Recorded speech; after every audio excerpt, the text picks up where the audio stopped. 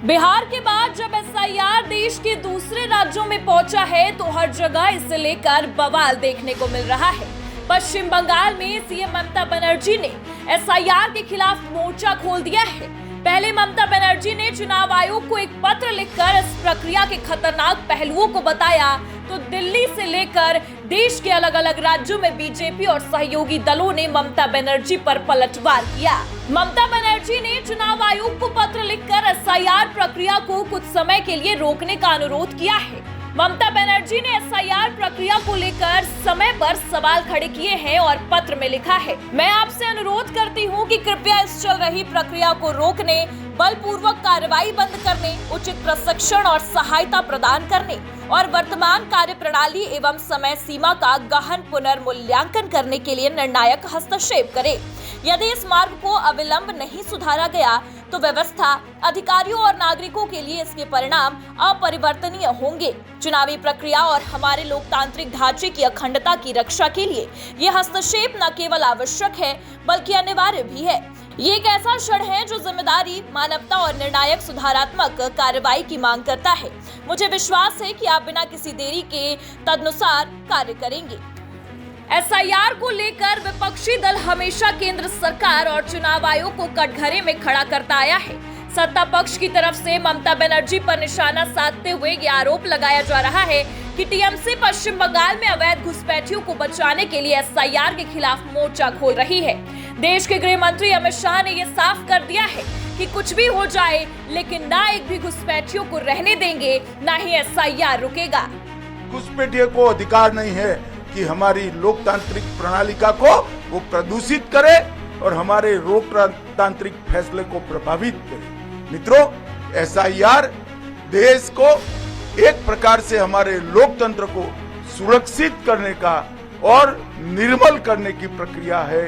मैं आज यहाँ से अपील करना चाहता हूँ कि देश की जनता एसआईआर की प्रक्रिया में जो चुनाव आयोग के द्वारा चल रही है उसका पूरा समर्थन करे। और मैं आगाह भी करना चाहता हूं उन राजनीतिक दलों को जो घुसपैठियों के संरक्षण में लगे हैं। बिहार के चुनाव देश की जनता का मैंडेट है और वो मैंडेट घुसपैठियों की उपस्थिति के खिलाफ। ममता बनर्जी ने चुनाव आयोग को पत्र लिखकर एसआईआर प्रक्रिया पर सवाल खड़े किए। अधिकारियों पर समय का दबाव और वर्कलोड के चलते हो रही आत्महत्या की तरफ ध्यान खींचा तो पश्चिम बंगाल के नेता प्रतिपक्ष शुभेंदु अधिकारी ने ममता बनर्जी को निशाने पर लिया। शुभेंदु अधिकारी ने ममता की तरफ से एसआईआर पर रोक लगाने की मांग का जवाब देते हुए इसे असंवैधानिक संस्थाओं पर सीधा हमला बताया। हम लोग कुछ बात बताया यहाँ एसआईआर को लेकर और जिस तरीके से ममता बनर्जी नॉन कोऑपरेशन कर रहा है, बीएलओ का रेमुनरेशन का फाइल फाइनेंस में पेंडिंग है, उसका बाद आपका डाटा एंट्री ऑपरेटर प्रोवाइड नहीं किया है और पश्चिम बंगाल में थर्ड पार्टी जो सरकार का लोग नहीं है वो भी डाटा एंट्री कर रहा है। खास करके वेबल्स जो बीएसके का एम्प्लॉय है, टीएमसी का सब कैडर है, ये सब धांधली बंद होना चाहिए और डेमोग्राफी जिस तरीके से बंगाल में चेंज हो गया उसके अंकुश लगाना चाहिए। हर न्यूज चैनल में, पोर्टल में नेशनल हो सकता है, स्टेट हो सकता है।